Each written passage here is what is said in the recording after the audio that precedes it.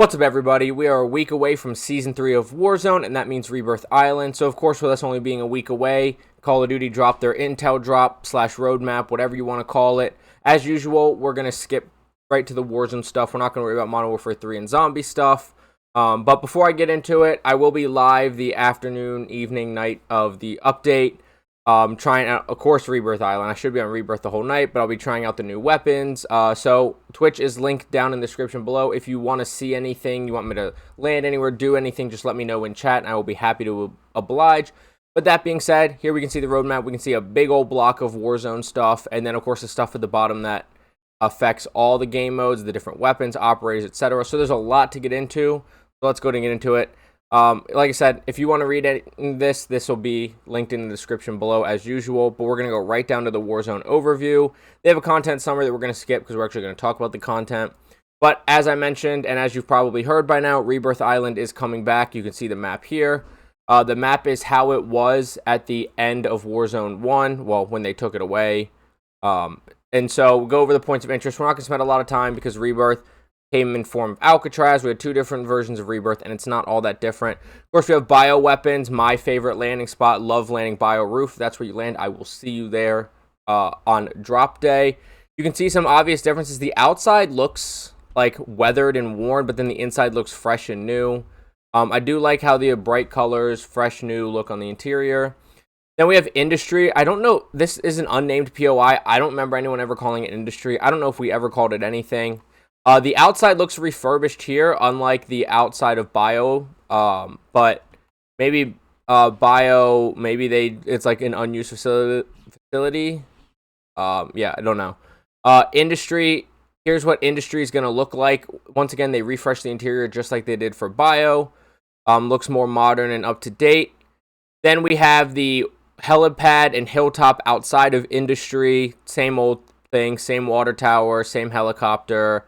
It doesn't look like I see any additional zips anywhere to get up to the water tower, which is a little disappointing, but not unexpected. Then we have chem or chemical engineering. I don't think anyone calls it chemical engineering.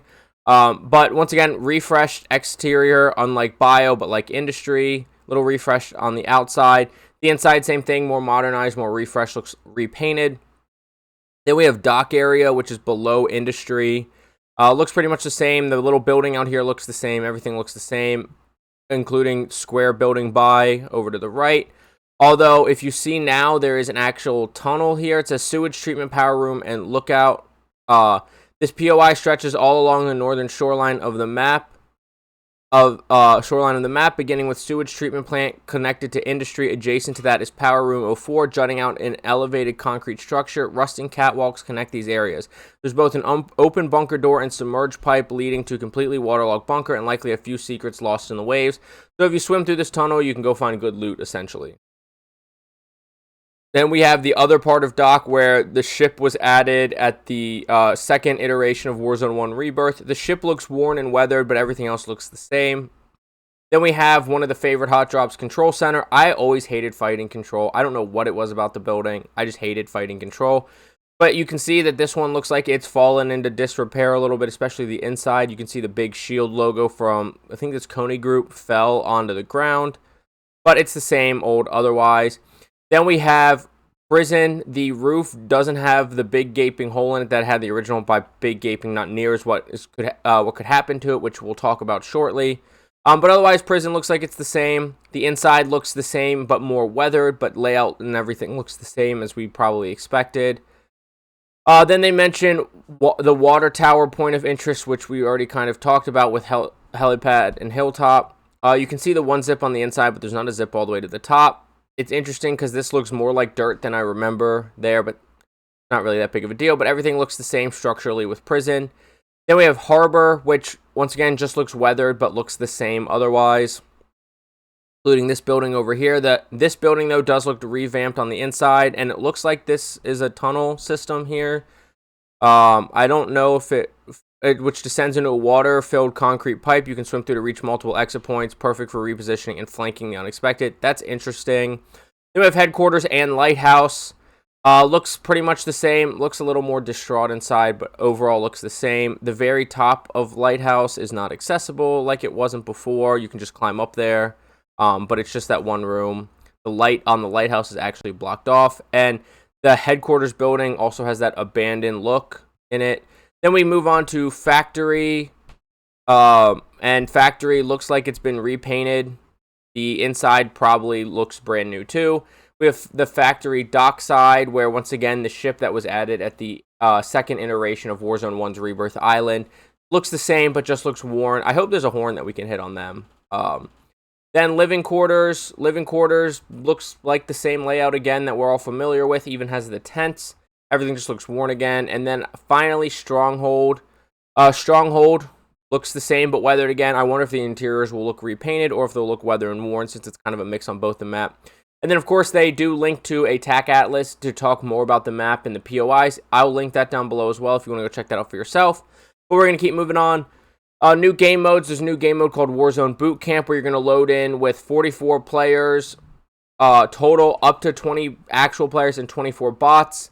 The main key here is this is for people trying to learn the game, and you don't level up daily or weekly challenges, calling card challenges, weapon challenges, or Champions Quest. So you literally just are in there to practice. And the player, weapon, and battle pass progression XP is also limited. So you're not really going to advance anything. And there's no public events or advanced contracts. It is purely a learning mode. Then we have Rebirth Resurgence, which is literally just Resurgence on Rebirth Island. Then mid-season, we're going to get... and it's max player count 44. I hope they bump that up just a little bit. Like 52 would be good. Rebirth Island, Resurgence Reloaded, where you drop in with a loadout. You don't have to loot for your loadout. It says, if you're taken out during the match, you redeploy using the same Resurgence rules, but with the possibility of changing to another of your custom loadouts. So the big key is you drop in immediately with custom loadouts. Then we have Rebirth Lockdown. It's just Lockdown on Rebirth Island. Then we have the new public event, the Rebirth Infill Strikes, where in the middle of a match, 3 different pieces of infrastructure can be destroyed, which is in the trailer we saw it happen, but we were all worried they were making changes to the map. The first one is the lighthouse. The lighthouse can get air stricken, and then it falls onto prison and is another walkway up on a prison roof. And then we also have prison can get an airstrike, and the roof will collapse in, leading up another way to climb up to the roof, and also changing the landscape of the fights inside. Then also the water tower can get taken out. The water tower is probably my favorite one because it doesn't change too much on the map. Although I am very interested to see how these play before I form a negative opinion. When I thought they were just outright changing the map, I was super negative about it. But I'm glad it's a public event that's coming later in the season. And Raven, in a tweet they put out yesterday, said it should be rare, so it won't be happening all the time either. Then we have the new public event, Gulag Climb and Punishment, which, by the way, looks like an updated Gulag. Maybe a whole lot's not different, but does look like an updated Gulag in that image, so we might be getting an update or a brand new Gulag in Season 3. We'll have to wait for patch notes to see that. But essentially, if you get this public event in Gulag, 2 ladders come down and you both are eligible to climb out, or you can fight. It's up to you. New public event, Heavy Armor. This is upon infill. It'll announce Heavy Armor, and now you have 4 plate slots instead of 3, or if you have, when you put on Tempered, you'll have 3 instead of 2. New mission contract, Spy Drones. This is only on Rebirth Island. You pick up the contract, you go to an area, you can see the drones in the image that you have to shoot down. You're just going and shooting down those drones. And says, expect additional rewards for neutralizing the swarm in rapid succession, and ensure you inspect the vicinity for dropped armor plates, redeploy drones, and possibly an advanced UAV. Fair warning, enemy operators active in the area can steal these rewards if they reach the designated drone zone before your team does. Then we're getting Resurgence, Champions Quest. So it'll be Champions Quest, but in Research, so win 5 in a row, or it says a certain number of consecutive wins. I assume it's going to be 5, or a total number of wins, and you can do the Champions Quest. These are the rewards, the blueprint. I think this is the charm down here, and then the skin. This is one of the better, in my opinion, nuke contract skins. New field upgrade is Squad Rage, where it's literally just Battle Rage, but expanded. And if you have a teammate within this radius, they also are affected by your Battle Rage and receive the benefits for it. It says new equipment utility box, but if you remember the Mazrah Halloween events, we had, as me and my squad called it, the spooky box that gave you both plates and ammo. That's essentially what this is. New equipment, Foresight, that's not new if you played Warzone 1. Plus, it's been randomly bugged into the games. A month or so ago, we were playing on Vondel, and one of our teammates opened a box and got Foresight. Not new, but it just shows you all of the circles, including the circle rotations at the end of the game, if you aren't familiar with that. Then returning perk package, we're getting Specialist back on Rebirth Island. It's only very rarely found at Redacted or in specific Redacted, so only a certain location or maybe during an event. But you get literally all of the perks. I'm not going to read through all of them, but it's literally all of the perks. And so Specialist is going to be probably more overpowered than it was in Warzone 1 because there's even more perks. So definitely keep an eye out if you find Specialist. Then we have updated movement. It's just water play on Rebirth Island. We don't have any actual updated movement. But the water areas, and if you notice when I was going through the different POIs, when it highlighted the POI, it also put the outline around the water, but it's just swimming in water vehicles now, which were not in Rebirth Island before, and unless they change it in Warzone Mobile, it's not in Warzone Mobile, you hit the water and you die. Then we have a new feature, Biometric Scanner. I'm going to actually read this one word for word because it's a lot, but dotted around Rebirth Island's upgraded communications facilities is a series of 10 biometric scanners. Terminals that include full biometric scanning capabilities. Once per match where these scanners are active, you can approach a biometric scanner and quickly check your statistics. The scanner produces a keycard based on your identity placed directly into your backpack, along with an XP reward. Inspect the keycard and you'll see it contains operator name, clan tag, and access level.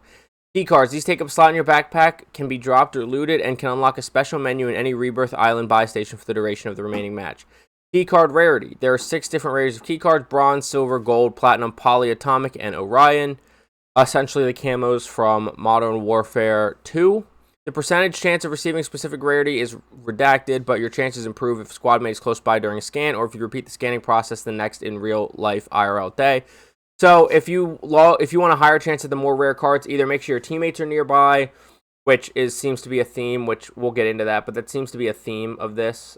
There's something else about to happen in this that really emphasizing team play more than it already is. Or, if you log in the next day and you keep doing these, you'll increase your chances of the more rare cards. What these really do for you is giving you special items in the buy station. Bronze, you get ammo, cash, armor plates, lethals, and tacticals. Silver and gold add-on perk packages for silver, and then armored vest and field upgrades for gold. Platinum has all of that, plus a kill streak. Polyatomics is redacted free equipment, selects at the buy station classified weapon, and Orion, same thing, and then says additional redacted. Additional and permanent in-game rewards. There is growing evidence that returning to a biometric scanner on subsequent but non-consecutive visits may unlock a variety of additional assets, including camouflage for your armaments, as well as communications deemed most secret. No further details have been authorized. Then we have we're getting a variable time of day. So instead of fog on Vondel, they're just going to change the time of day, although the evening looks pretty foggy, which is not going to make people happy. But you essentially have like a foggy morning, a midday, and then like a sunset evening. A new feature is on Rebirth Island, the smart displays that offer operators the latest Coney propaganda, but they also give the weather forecast for Rebirth and where the largest heat zone, aka the most players fighting during match, currently are. Plus, if you have a biometric scanner keycard, you may also be shown on these screens, and the first, quote, demon to hit 10, 15, or even 20 kills, so you know, as they say, who to take down or avoid. Unsubstantiated rumors indicate redacted comms from an unknown entity have occasionally breached security systems running these displays. I'm sure we'll find out more in the patch notes what that exactly means. Then we have new feature, and this is what I was talking about when I said they're really emphasizing team play here. Squad Assemble and Squad Play bonus available in Research excluding Ranked Play and Battle Royale, where essentially you're rewarded for landing close to each other. What it says is the preceding image above shows the 3 main landing examples. This is for demonstration purposes only. The circle radii shown don't appear on your in-game tac map. When your first teammate lands, they create a small radius around them, roughly the size shown in the previous image. The rest of the team simply needs to land within the radius to land together as follows. So if I land on bio roof, you can see how big that circle is, and all my teammates land on roof, we're getting rewarded. A full squad landing in quads, all 4 operators landing radii overlap with at least one another. So like all those overlapping all count. or you can all land in one. You can see the different overlapping scenarios up in that image above. But essentially, if your landing radii overlap, full squad or trios, if there's the 2 half squad landings, 2 pairs of operators land separately with each pair's landing radius overlapping. Majority squad landing, 3 of the 4 operators with overlapping radii. Majority squad landing trios, it's 2 or 3. And duo squad landing, for duos, both squad mates need to land with their radii overlapping. Now, this is where they're really emphasizing team play. In-match rewards mark the landing destination. Each squad member receives XP if any teammate pings the location where you land before the first squad member touches the ground. Full squad landings in quads and trios, you get sizable XP and cash bonuses, as well as a supply UAV. A majority squad landing in quads and trios land with 2 members quads or 1 member trios for a reasonably XP and cash bonuses, while supply UAV, half squad or duo squad landings land with 1 other teammate, with your teammate, and both of you receive modest XP and cash bonuses. So they're literally rewarding you for landing together. They're emphasizing more hand-holding and team play, which is super disappointing, especially considering Rebirth Island used to really not be that bad with that, and it's probably going to be horrible with that now. Next thing, returning feature, weapon trade station. If you remember these from Warzone 1, you trade in weapons, including people's custom weapons. That you loot off of bodies and stuff, and you get rewards for it. There's different weapon levels, and you get different things for it. Details aren't super important, because when you go take a weapon to the trade-in station, it'll show you what rewards you'll get.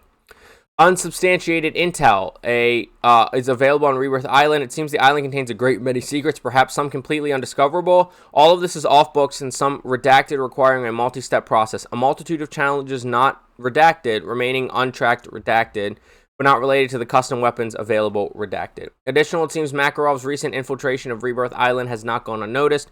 Overriding the system, redacted. One example being the phones, redacted, related to keycards, redacted. Slightly modulated, redacted, seen as building goodwill and trust, redacted, codename EXE. Suggest the contact be made immediately. So that really is no information at all. Don't know exactly what this is. There's going to be some secret room somewhere that you can go in there and you can steal intel or find weapons or something. No idea, because they don't make it clear. New feature on Urzikstan, those bunker doors you see everywhere are now open. And now there's bunkers similar to what we had in Verdansk. Late-breaking reports suggest that unsealing of bunkers across the entirety of Urzikstan may be underway. Previously non-corroborated reports of Bunker 5's opening remain unverified. That was the one that had like zombies and stuff in it. Although some operators have described large tanks containing human remains within this location. So yeah, I should have just kept reading. Now that the additional bunker opening mechanisms may have activated, all operators are encouraged to explore with extreme caution. Those scans of the area have not substantiated any imminent threats. Definitely something to check out right away when landing into Urzikstan again for the first time. Then we're going to skip through this, really, because it's just saying that ranked play is coming to Rebirth Island. So, still, no big map ranked. People are probably so upset about that. I personally prefer big map ranked as well, although I prefer Rebirth Island over Fortune's Keep. Although, I gotta stop saying although. We didn't really play too much Fortune's Keep ranked, and I don't imagine we'll play too much ranked on Rebirth, but might be different because it's Rebirth. As usual, there's a bunch of rewards for finishing in different ranks. But like I said, I'm going to skip over that. Then we have Warzone Mobile stuff that I'm going to skip over to get to the last bits, and that's the stuff that overlaps Warzone, Modern Warfare 3, and Warzone Mobile. Starting off with the new weapons, the FJX Horus submachine gun, ultra compact SMG with best-in-class close quarters combat damage and mobility.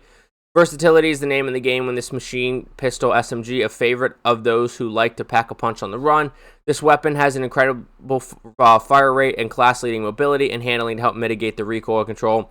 Sounds like another WSP Swarm. Sounds like another MAC-10. Then we have the Moors.